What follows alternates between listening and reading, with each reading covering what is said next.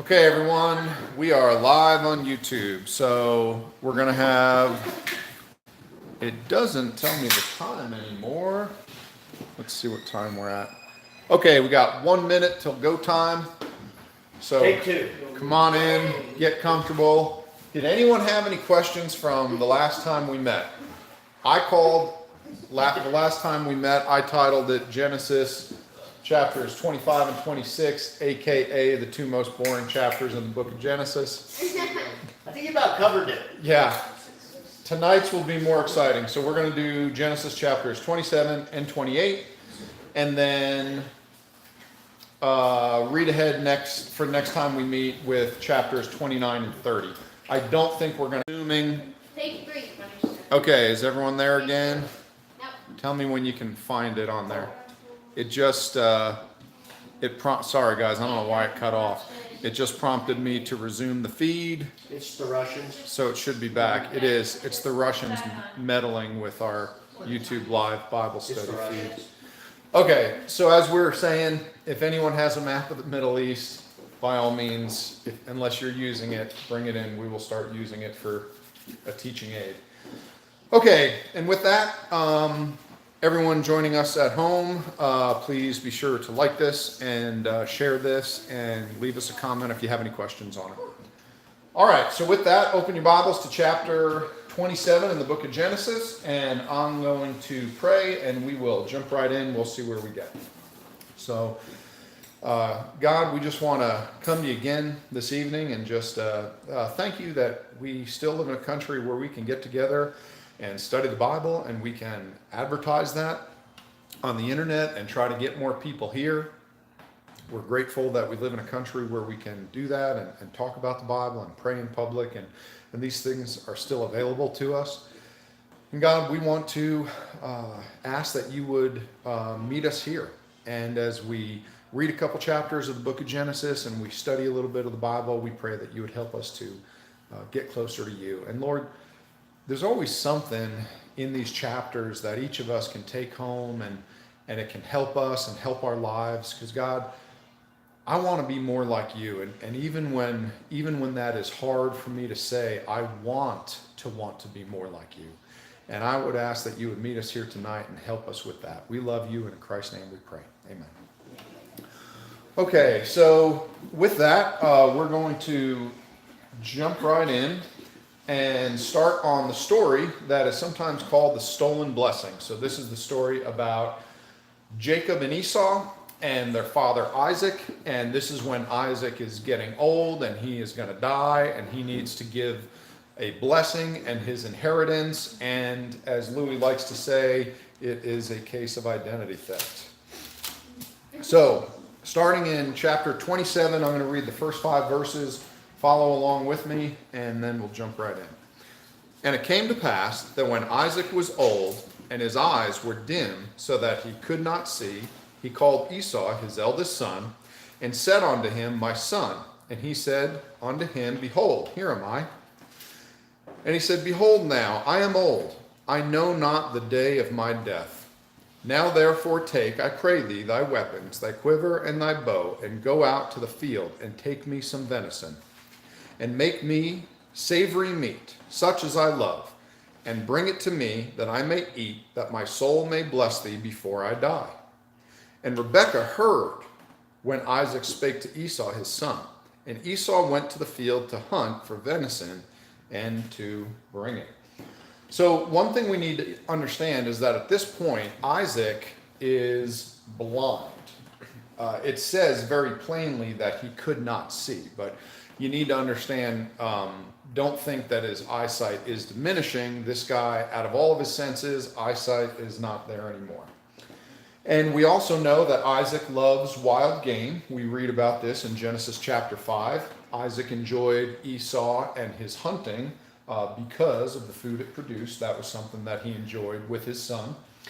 And here Isaac asks his son, he says, go and hunt and get me some venison and we'll eat it. And then he's going to bless Esau before he dies. Very straightforward couple of verses. So in verse number 6, And Rebekah spake unto Jacob her son, saying, Behold, I heard thy father speak unto Esau, thy brothers, saying, Bring me venison and make me savory meat, that I may eat and bless thee before the Lord before my death. Now therefore, my son, obey my voice according to that which I command thee. Go now to the flock and fetch me from thence 2 good kids of the goats, and I will make them savory meat for thy father, such as he loveth. And thou shalt bring it to thy father, that he may eat, and that he may bless thee before his death. All right, so the plan for deception is clearly that of Rebekah. She devises the plan, and she commands Jacob to obey her voice.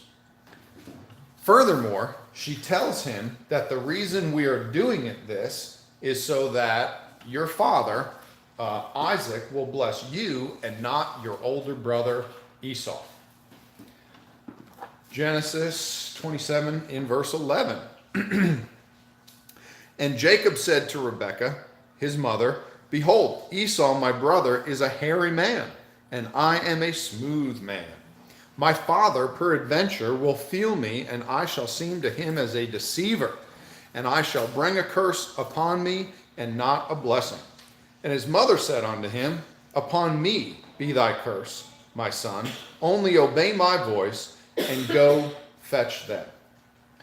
So, we notice here in verse 11 that Jacob doesn't resist the lie that Rebekah was attempting. He immediately brought up the problems they needed to overcome for this ruse to be successful. Jacob's only objection when his mother gives him the plan was, well, They won't get caught. yeah, I don't think it's going to work. That's what he brings up as the problem. He has no moral objection to lying to his father. He has no moral objection to stealing anything from his older brother. From the way the verse reads, he wasn't upset about lying to his father and stealing his brother's inheritance and his brother's blessing. And Rebekah says, if this doesn't work out and there is a curse involved, let it fall on me. Now, what is the problem here? And I know that Rebekah and Jacob are lying to Isaac, but why? So he can get the inheritance. Correct. So he can get the inheritance. Go ahead, Mac. Rebecca doesn't want Esau to get the blessing. Correct. And she wants Rebekah does not want Esau to get it. She wants Jacob to get it. Okay, but here's the question. Who said that Jacob would be first and Esau would serve Jacob?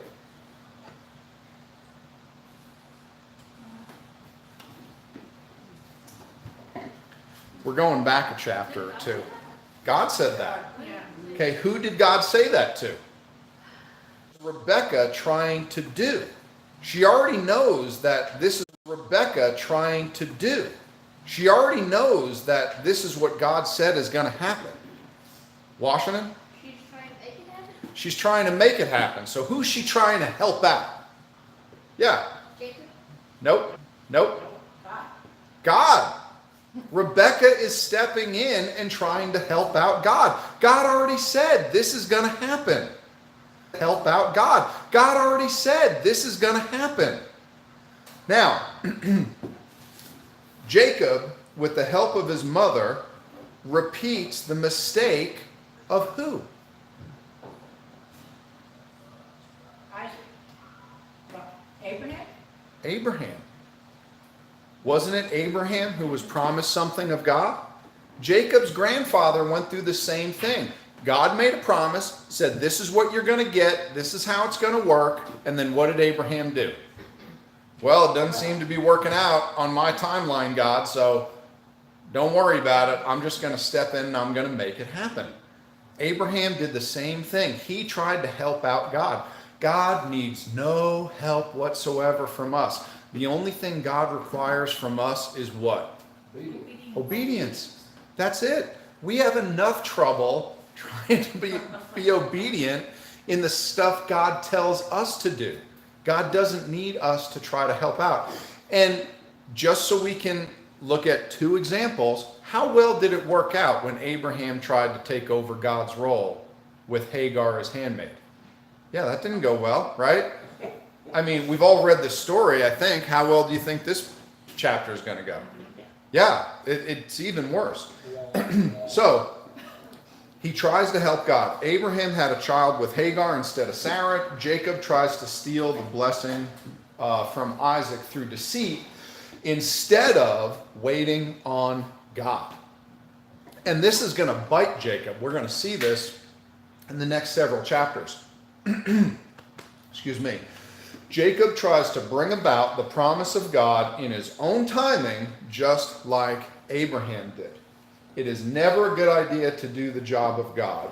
We will always get in the way and mess this stuff up. Now, I understand that waiting on God is difficult. Probably one of the most difficult things for a Christian to do, especially when you feel that God has given you a direction, answered a prayer, pointed you, in the way he wants you to go, and then you have to wait. But those that do it, and the two names that I'm thinking of that we've already gone over, one name, one we haven't gotten to yet. One was Noah, and we went over that timeline as far as how many words God spoke to Noah and how many years went by before the boat actually, floated on water. And then the second one is Moses. Moses knew that God had a plan for him, and when he fled Egypt till when he returned to Egypt, how many years went by? 40 years. He was 80 years old when he went back and the plagues of Egypt and the crossing of the Red Sea happened. He waited 40 years. And I can't imagine how poorly it would have went if he walked into Egypt and tried to tell Pharaoh how it was going to go without God on his side. Okay, let's see. Let's get into verse 14 through 17 here. Okay, here we go. And he went, talking about Jacob, and fetched and brought them to his mother, and his mother made savory meat, such as his father loved. And Rebekah took goodly raiment of her eldest son Esau, which were with her in the house, and put them upon Jacob, her younger son. And she put the skins of the kids of the goats upon his hands and upon the smooth of his neck. And she gave the savory meat and the bread which she had prepared into the hand of her son Jacob. All right, so Rebekah gets the clothes of Esau and puts them on Jacob. Then she makes a disguise so Jacob will feel like Esau. How that worked specifically and how different these two brothers must have looked from each other, you can use your own imagination, but we're going to see in a minute that apparently it does work. Not that well, but it does work. Okay, moving on in verse 18. Speaking about Jacob, and he came unto his father and said, My father. And he said, Here am I. Who art thou, my son? And Jacob said unto his father, I am Esau, thy firstborn. I have done according as thou badest me. Arise, I pray thee, sit and eat of my venison, that thy soul may bless me. And Isaac said unto his son, How is it that thou hast found it so quickly, my son? And he said, Because the Lord thy God brought it to me. And Isaac said unto Jacob, Come near, I pray thee, that I may feel thee, my son, whether thou be my very son Esau or not. And Jacob went near unto Isaac his father, and he felt him, and said, The voice is Jacob's voice, but the hands are the hands of Esau. And he discerned him not, because his hands were hairy as his brother Esau's hands. So he blessed him. And he said, Art thou my very son Esau? And he said, I am. And he said, Bring it near to me, and I will eat of my son's venison, that my soul may bless thee. And he brought it near to him, and he did eat, and he brought him wine, and he drank. Okay, so in verse 18, we see that Isaac doesn't know who it is. And as I said before, the man is blind. It said that in the first verse of the chapter, that he could not see. Verse 19, we have Jacob lying the first time, lie number 1. Verse 20 is Jacob lying the second time, lie number 2. And then in verse 21, we see that Isaac is apparently suspicious. Isaac said unto Jacob, Come near, I pray thee, that I may feel thee, my son, whether thou be my very son Esau or not. And he passes the test. Now in verse 22, again, Jacob went near unto his father, and he felt him and said, The voice is Jacob's voice, but the hands are the hands of Esau. So now we have to understand that although his eyes were blind, he could clearly hear and feel and smell just fine. We're going to see in just a little bit that because Jacob was wearing Esau's clothing, that he smelt like Esau as well, and he gets by. And then in verse 24, the third lie, and he said, Art thou my very son Esau? And Jacob said, I am. Okay, so he lied 3 times. Seems to be something in the Bible with lying 3 times, denying, lying, all those things. You seem to have to do it 3 times and then everyone believes you. Okay, verse 26. And his father Isaac said unto him, Come near now and kiss me, my son.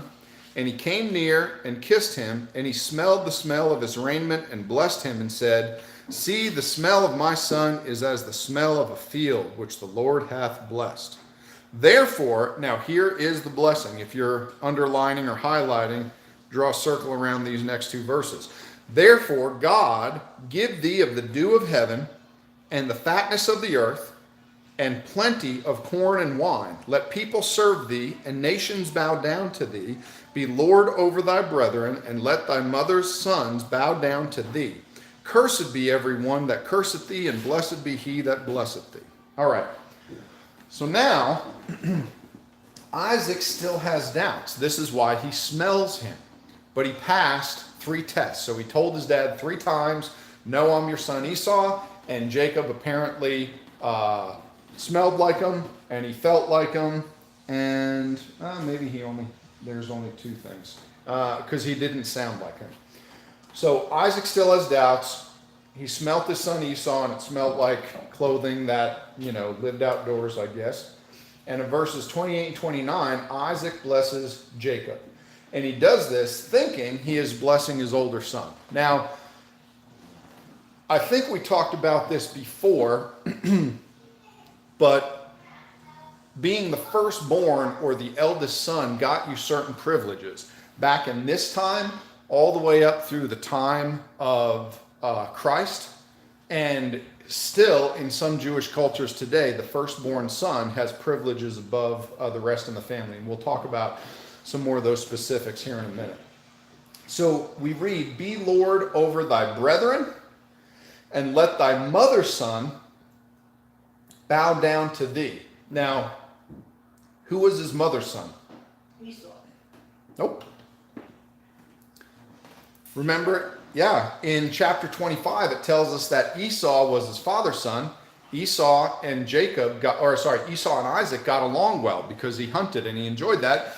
And it said that Jacob got along with Rebekah, his mother's. He liked to be indoors. He was a man of the tents. So when he's talking about, his mother's son, he's talking about Jacob, although he is blessing Jacob to be over Esau. Okay, so with that, now here comes what a lot of people upon reading this chapter will think of as strange and awkward and, why is this even an issue? And we're going to answer all those questions here in a second. Starting in verse 30. And it came to pass, as soon as Isaac had made an end of blessing Jacob, and Jacob was yet scarce gone out from the presence of Isaac, his father, that Esau, his brother, came in from his hunting. And he also made savory meat and brought it unto his father, and said unto his father, Let my father arise and eat of his son's venison, that thy soul may bless me. And Isaac his father said unto him, Who art thou? And he said, I am thy son, thy firstborn, Esau. And Isaac trembled very exceedingly, and said, Who? Where is he that hath taken venison and brought it me? And I have eaten of all before thou camest, and have blessed him. Yea, and he shall be blessed. And when Esau heard the words of his father, he cried with a great and exceeding bitter cry, and said unto his father, Bless me, even me also, O my father. And he said, Thy brother came with subtlety, and hath taken away thy blessing. And he said, Is not he rightly named Jacob? For he hath supplanted me these 2 times.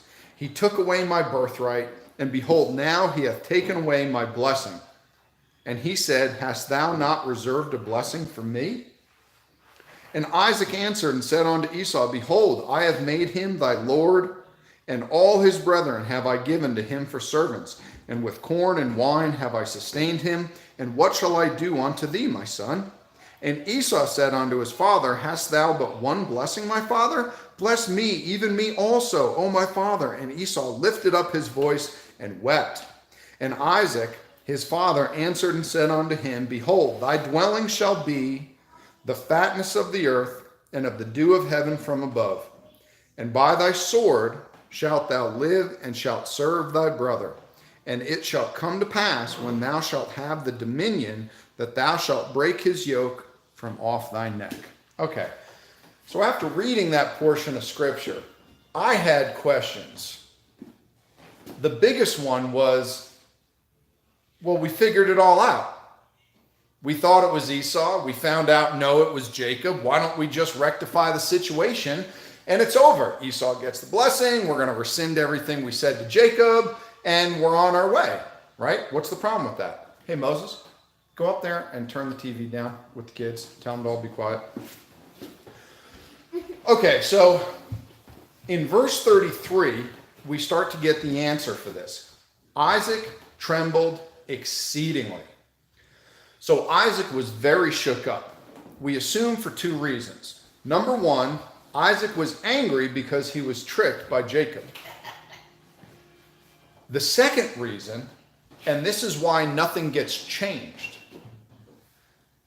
Isaac sees that the prophecy spoken of Jacob at his birth has come to pass. Now, I in no way believe that this was the way God intended Jacob to be blessed above Esau.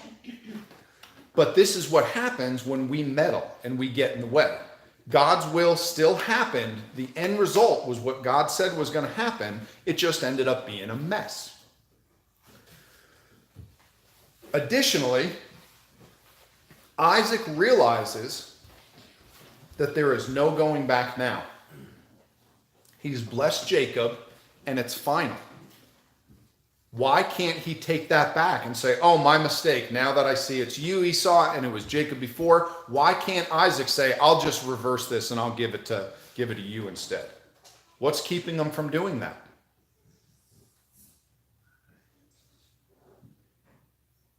Mac? Because he can't do it.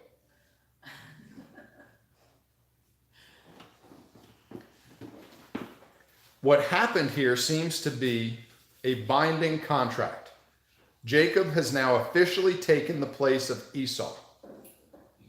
For us today, it doesn't seem to make sense.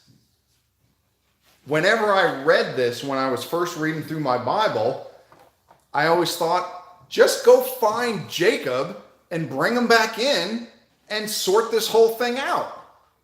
Isaac can't do it. Why? The legal term that's keeping us from understanding this here would be coercion. A contract can be deemed null and void if you can prove coercion. You cannot trick someone into signing a contract. This is why contracts are often signed in front of witnesses. So coercion can't happen. You also cannot threaten or intimidate someone into signing a contract. That is when someone signs under duress. But here, it's all legitimate as far as Isaac cannot go back on what he said. We know it was ordained of God that Isaac blessed Jacob as the firstborn. Today we think, what's the problem here? Just rescind everything, correct it, let's straighten it out. But remember, the firstborn it's not a sequential numbering of children. It's a title. With that title, you're the priest of the family. You get a double portion of the inheritance. The firstborn had rights and privileges. The status is not reassignable. Now, what does the name Jacob mean? Anyone remember? Okay, the name Jacob, we see it meaning supplanter. Someone who supplants somebody, they trip them up by the heel, and it means to overthrow or undermine. Jacob was a trickster. Okay, that's what his name meant, the supplanter. Esau is reminding us that names have meanings here in verse 36. Now, let's keep going, and we're going to come back to answering why Isaac could not reverse this whole thing. In verse 36, Isaac says, "Is not he rightly named Jacob? For he hath supplanted me these 2 times, took away my birthright, and behold, now he hath taken away my blessing." So in verse 36, I got a question for you. Did Jacob supplant Esau 2 times? Yes. No. Nope. Not the blessing. Yep. He did it with the blessing. He did not do it with the birthright. Esau traded his birthright. He said, "Here you go, give me the soup." Esau's not correct here. What's the difference between the birthright and the blessing? Okay, good question. Or the inheritance and the So the birthright comes with the inheritance. So he would get the lion's share of the inheritance. The blessing was something different. Where did that blessing start? Started with Abraham, then it went to Isaac, now it's going to Jacob, remember? Because God told Abraham, "You're going to be the father of many nations. I'm going to bless you and your children. They're going to be as the sand of the sea. You get this whole land," namely Canaan at the time, present day Israel. Okay, so Isaac was telling Jacob, "You're going to be the one that gets all this." And we find out that Esau marries off in a line that goes in a different direction, doesn't have 12 tribes, nothing comes of it, never see him again. And whenever the families would, pass on the inheritance, it seems that they would also, give a blessing to their kid. What weight that carries and how that works, I don't know. Okay, so just remember, Jacob did not trick Esau into giving away his birthright. He only tricked him out of the blessing. Now, with that being said, in verse 37, Isaac, because here's where Isaac says to Esau, "Sorry, it's done. Can't do anything about it." And this is where we have trouble. Like, what do you mean we can't do anything about it? Of course we can do something about it. He cannot. Isaac clearly realizes that what Rebekah told him came true. Remember, God said Esau would serve Jacob, but who did God say that to? Yes, Mac.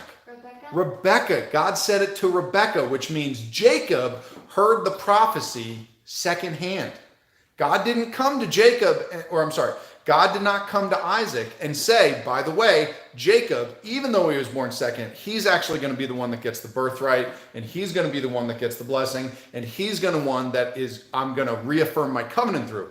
God didn't tell Isaac that. He told Rebekah that. And Rebekah, no doubt, told her husband.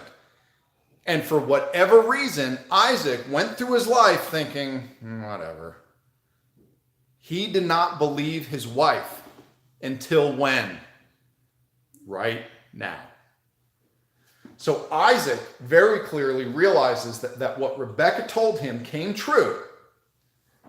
Rebekah told this to Jacob, the prophecy that Jacob was going, I keep mixing up Jacob and Isaac, it's killing me. Rebekah clearly told Isaac that Jacob, the younger son, was going to be above Esau. And at this point, Isaac's a believer. He sees that Rebekah received a prophecy and it came to pass. And that is why Isaac is not willing to change anything. Why can't Isaac change anything? Because God ordained this. He is not willing to go against the will of God. He sees that the prophecy spoken of Rebekah was true, and Jacob is truly supposed to take the position of the firstborn. So Isaac blesses Esau and confirms the blessing of Jacob. When he blesses Esau, he flat out says, he specifically says, Esau, you will serve your younger brother. That is confirmation for us that he believed the prophecy told Rebekah. That is why he doesn't change it. It's not that he couldn't just call everyone in. He knew that God said it and it's going to happen, and here we go. He didn't obviously expect it to happen through his younger son tricking him, but nevertheless, here we are. I'm not going to stand in the way of God. This is what God said is going to happen. Okay, let's go on through verse 41 to the end. And Esau hated Jacob. No kidding. Wonder why, right? And Esau hated Jacob because of the blessing wherewith his father blessed him. And Esau said in his heart, the days of mourning for my father are at hand. Then will I slay my brother Jacob. And these words of Esau, her elder son, were told to Rebekah. And she sent and called Jacob her younger son, and said unto him, behold, thy brother Esau, as touching thee, doth comfort himself, purposing to kill thee. Now therefore, my son, obey my voice, and arise, flee thou to Laban, my brother, to Haran. Now I wonder if Jacob at that point says, in his mind at least, to his mom, obey your voice? I just did. Now I have to flee for my life 500 miles away? Anyway, so she tells him again, therefore, my son, obey my voice, arise, flee thou to Laban, my brother, to Haran. Haran being the location, Laban being the uncle. And tarry with him a few days until thy brother's fury turn away, until thy brother's anger turn away from thee, and he forget that which thou hast done to him. Then I will send and fetch thee from thence. Why should I be deprived also of you both in one day? And Rebekah said to Isaac, I am weary of my life because of the daughters of Heth. If Jacob take a wife of the daughters of Heth, such as these which are of the daughters of the land, what good shall my life do me? Okay, so now here's some neat stuff. Verse 41, Esau plans on killing Jacob after Isaac dies. So Rebekah knows that it's not imminent, like you have to leave in the cover of darkness right now, but you need to leave because this is going to happen. I don't want to lose you. Now, Rebekah hears about the plan of Esau, and she sends Jacob away. Hold on a second. Okay, so Haran is about 450 miles away. Rebekah sends her beloved son away and never sees him again. When Jacob comes back, Rebekah has already died. This is the last time she sees her son. In verse 44, Rebekah says to stay there a few days until Esau has calmed down. Yep. My next question is, how long does Jacob ending up staying with Laban? Washington? Close. I was going to ask, how does Rebecca die? We'll get there. So how long does Jacob end up staying away? 20 years. Wow. Rebekah was thinking, no big deal. Esau's going to come down. I'll have my son back in a few days. Every person on earth who believes and fears in God thinks my disobedience will only be a small thing with God, and I'll be right back on track in no time.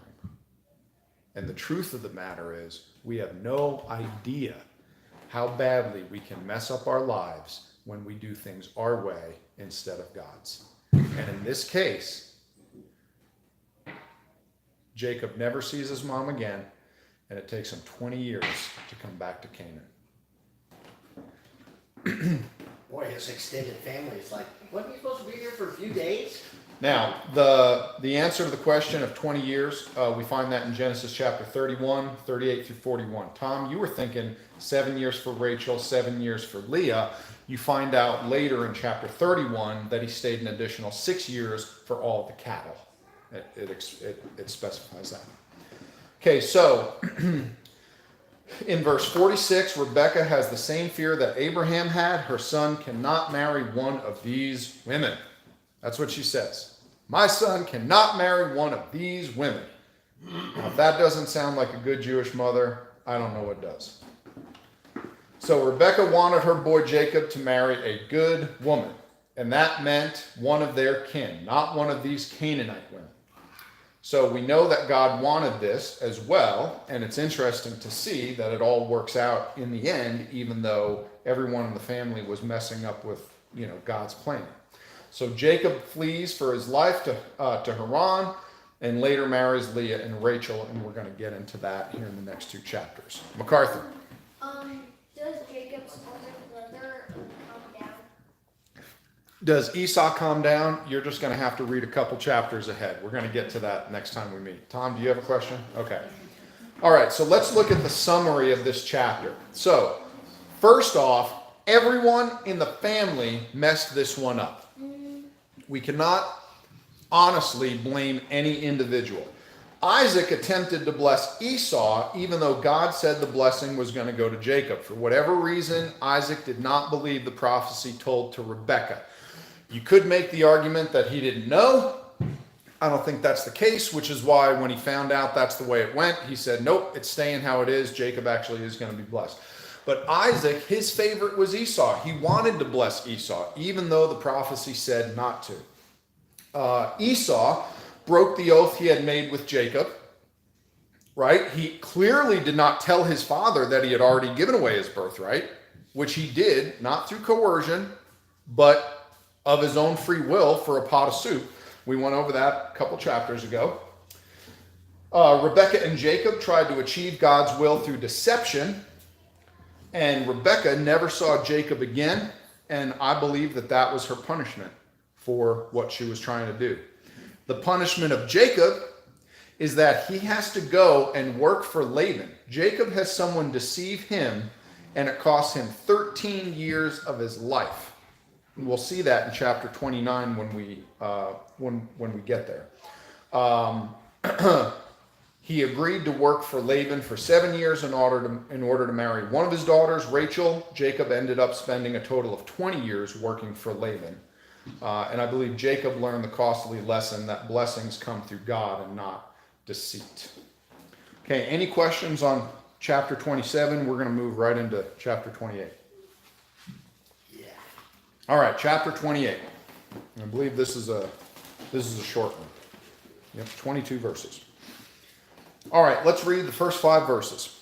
And Isaac called Jacob and blessed him, and charged him and said unto him, Thou shalt not take a wife of the daughters of Canaan.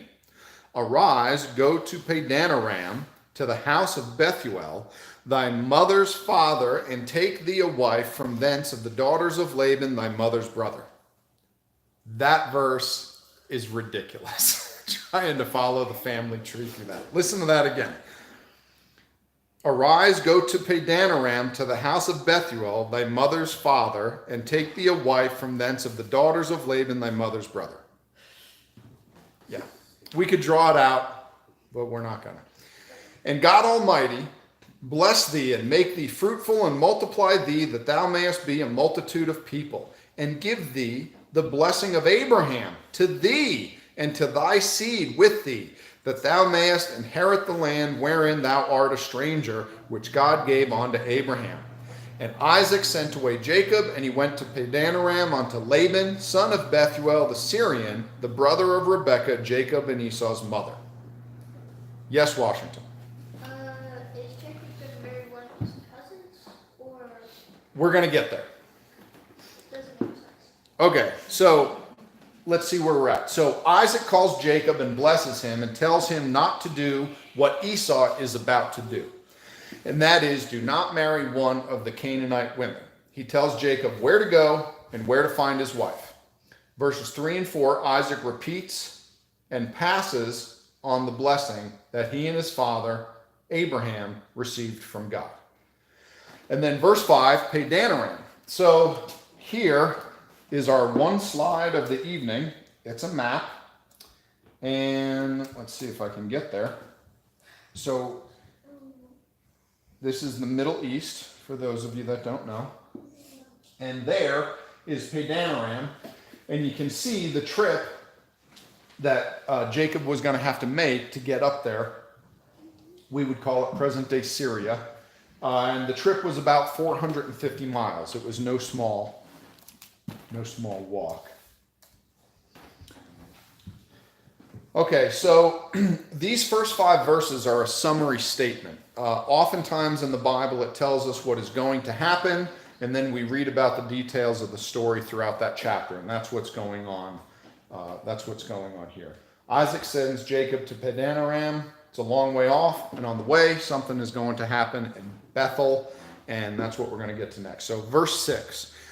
When Esau saw that Isaac had blessed Jacob and sent him away to Padanaram to take him a wife from thence, and that as he blessed him, he gave him a charge, saying, Thou shalt not take a wife of the daughters of Canaan, and that Jacob obeyed his father and mother, and was gone to Padanaram. And Esau, seeing that the daughters of Canaan pleased not Isaac his father, then went Esau unto Ishmael and took unto the wives which he had Mahalath, the daughter of Ishmael, Abraham's son, the sister of Nebajoth, to be his wife. Okay, so here, the way this section reads, it seems to tell us that Esau went and married a woman that he knew his father wouldn't like. Moving on in verse 10. And Jacob went out from Beersheba and went toward Haran, and he lighted upon a certain place and tarried there all night, because the sun was set. And he took of the stones of that place and put them for his pillows, and lay down in that place to sleep. And he dreamed, and behold, a ladder set up on the earth, and the top of it reached to heaven, and behold, the angels of God ascending and descending on it. And behold, the Lord stood above it and said, I am the Lord God of Abraham thy father, and the God of Isaac. The land whereon thou liest, to thee will I give it, and to thy seed.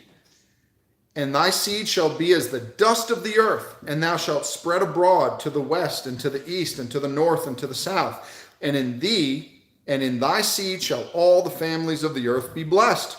And behold, I am with thee, and I will keep thee in all places whither thou goest, and will bring thee again into this land, for I will not leave thee until I have done that which I have spoken to thee of. All right, so very exciting. Jacob has his first real big encounter with God. Now, remember, he is on his way to Haran, to Padanaram, but he's not there yet. He just started on his journey, and something happens to him here on the way. And in verse 12, we see that this is a dream. Okay, this is not something that he saw. He saw this when he was sleeping. I'm not saying that it didn't happen. I'm saying that we just got to remember it's a dream. So in verses 13 through 15, God is confirming the covenant that he made with Abraham and that he made with Isaac. And after this, after Isaac, he no longer makes the covenant with an individual. The next thing that happens is Isaac has 12 sons, and those 12 sons end up going down to Egypt. They go to Egypt as a family, and they come out of Egypt as a nation. And we're going to see that here in just a little bit. So in verses 16 through 19, let's take a look here. And Jacob awaked out of his sleep and said, Surely the Lord is in this place, and I knew it not. And he was afraid and said, How dreadful is this place! This is none other but the house of God, and this is the gate of heaven. And Jacob rose up early in the morning and took the stone that he had put for his pillows and set it up for a pillar and poured oil upon the top of it. And he called the name of that place Bethel. But the name of that city was called Luz at the first. All right. So Bethel means house of God. Bet is the second letter in the Hebrew alphabet, meaning house, and El is God. Bethel. So the house of God. Bethel is about an hour north of Jerusalem. And keep in mind, I'm talking about if we're driving. And I think it's about 30 kilometers north of Jerusalem. Now, moving on to verses 20 to 22, we're going to read the last 3 verses in the chapter, and we're going to have one thing that I think is really neat, and then we're going to be done. So bear with me. These last 3 verses are important. Actually, the last 2 we read and the next 3. Verse 20, and Jacob vowed a vow, saying, if God will be with me and will keep me in this way that I go, and will give me bread to eat and raiment to put on, so that I come again to my father's house in peace, then shall the Lord be my God. And this stone which I have set for a pillar shall be God's house, and of all that thou shalt give me, I will surely give the 10th unto thee. Okay. So, Jacob makes a vow and commits to the tithe. Now, before we tackle this topic of the tithe, we need to cover the drink offering and the vow Jacob makes. So, what does Jacob pour?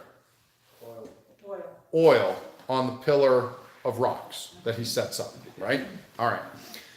Now, later on, Exodus, Leviticus, 2 books later, we read the specifics of the different types of offerings that the Jews have. How many offerings did the Jews have as far as on the altar? Specific ones. Okay, there are 5.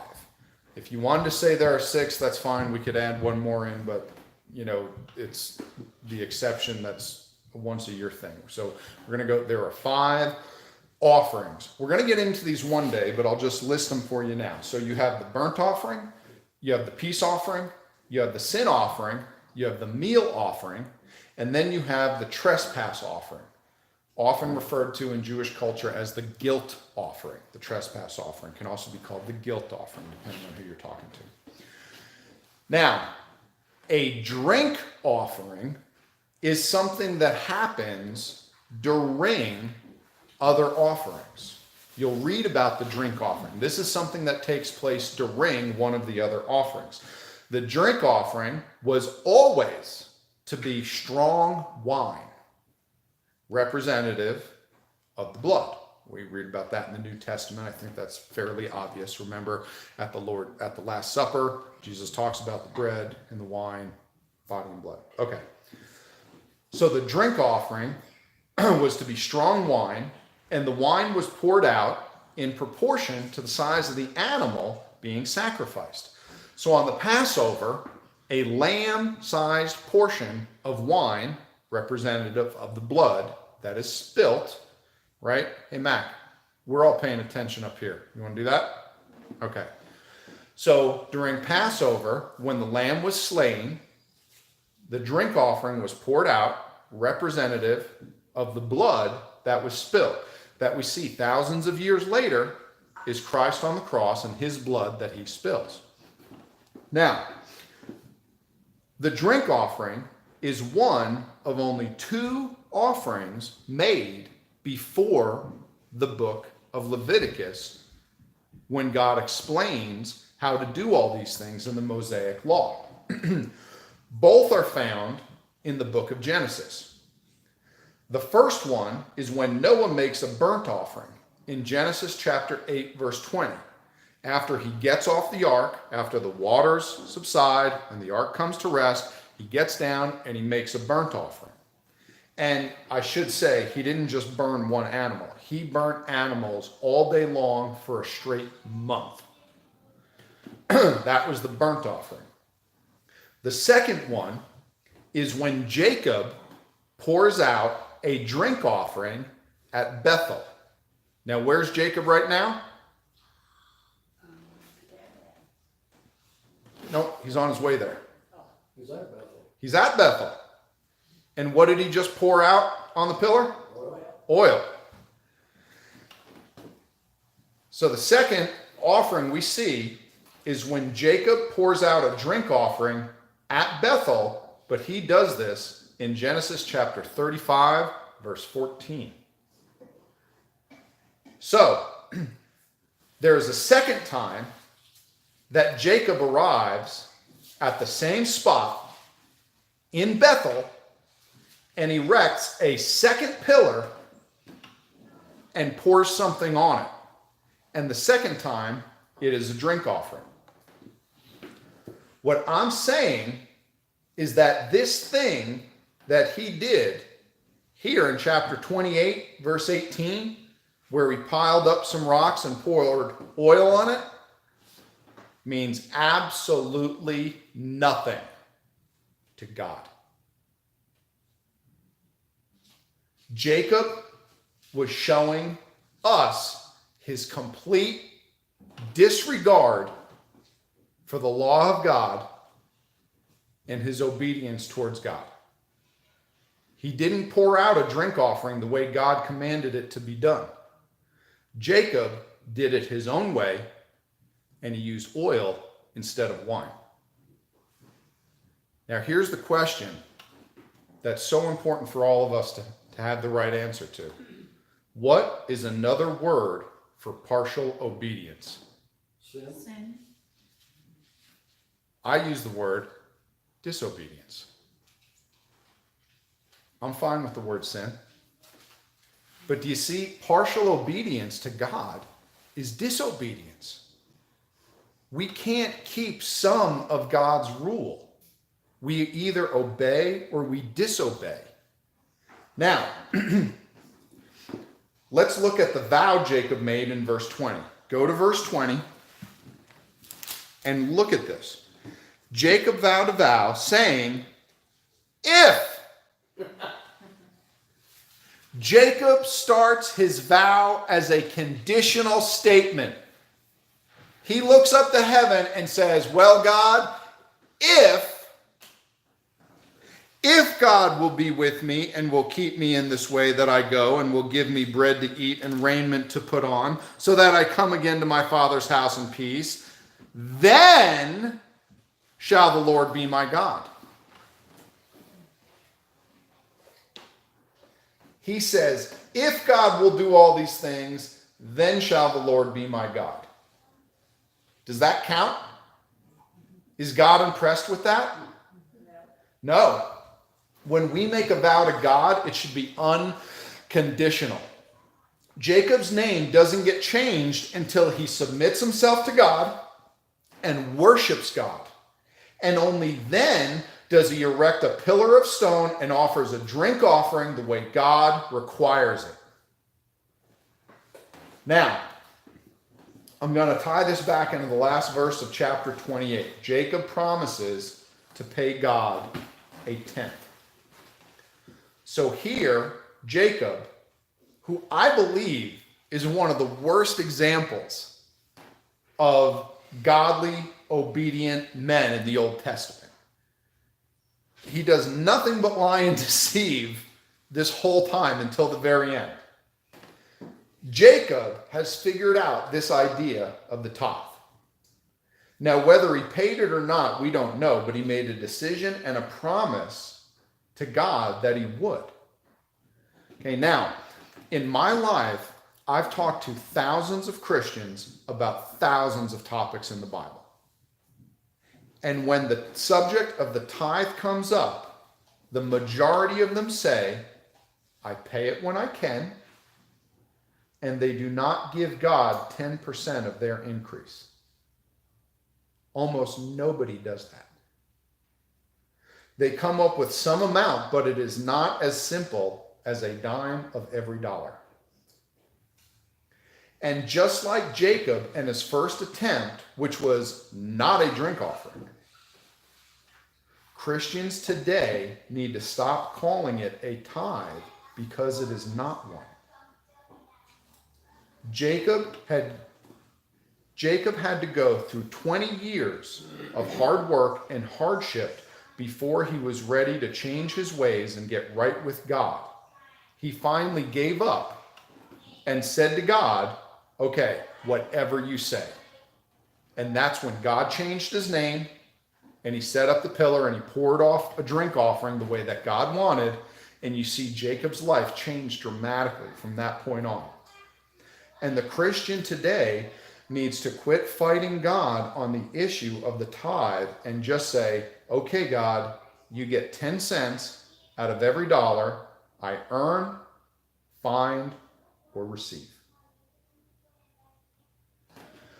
When I lead a new believer to Christ, one of the first things I do after they get saved, I explain to them baptism, I explain to them what the Bible is and how to read it, and I tell them to start paying their tithe. It is the only time in the entire Bible where God actually says, go ahead and prove me wrong. He says, try it. I will prove to you a mathematical impossibility. He says, I will make your 90 cents go further than a full dollar. God said that to the Jews throughout the whole Old Testament. He says, I will make your 6 days more productive than if you worked 7. It's mathematically impossible, but I tell everyone, anyone who is struggling in any area of their Christian life, I always ask them that. Are you stealing from God? Now, no one likes that term, stealing, but that's the one that God attributes to someone that does not give to him what he's owed. With that, we're done with chapter 28, and I hope everyone had a good night. I don't know what time it is, but I think it's got to be, look at that, 4 minutes early. Okay. Anyone have any questions on chapters 27 and 28? Tom, lead us off. You don't find it strange that God, after all the lying and deceiving that Jacob did, that he would bless him with the land? And where else was it? Okay, so the question is, isn't it strange that after all the lying and deceit, God would still bless Jacob with the land? Do I find it strange? Absolutely. But the reason I find it strange is because I'm looking at it through the filter of a human being.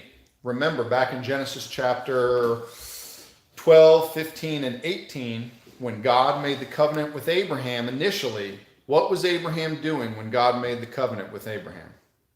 Anyone remember?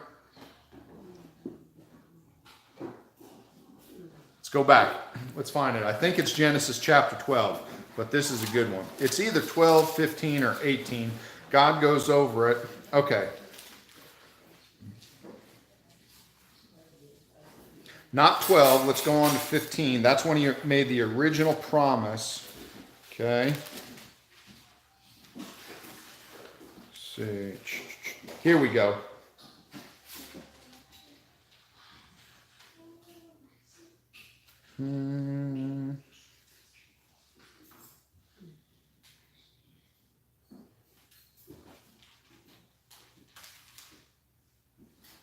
Okay, so start with me in verse 9 of chapter 15. And he said unto him, God's talking to Abraham, take me an heifer of 3 years old, and a she-goat of 3 years old, and a ram of 3 years old, and a turtle dove, and a young pigeon. And he took unto him all these, and divided them in the midst, and laid each of the pieces one against another, but the birds divided he not. And when the fowls came down upon the carcasses, Abraham drove them away.